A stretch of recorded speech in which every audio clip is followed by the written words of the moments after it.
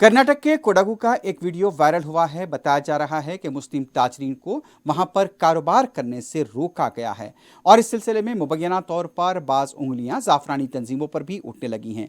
बताया ये जा रहा है कि सोमवारपेट में यहां पर यह वाकया पेश आया था और यहां मुस्लिम ताजरीन को, जो कि छोटी दुकानें थी, जो कि फलों की और जूस की दुकानें थी, वहां पर उन्हें कारोबार से रोका गया है। इस बात को लेकर मुकामी मुस्लिम ताजरीन में तशवीश की लहर देखी जा रही है।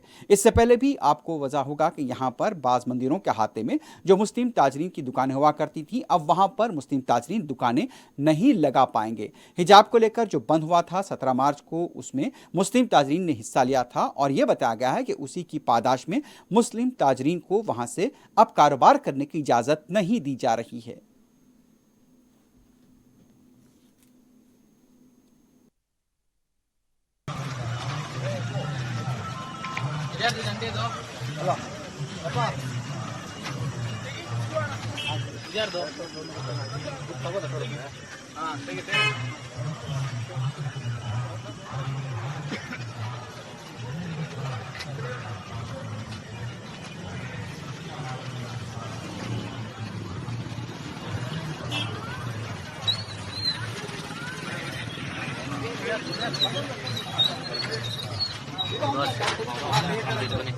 ಅದೊಂದು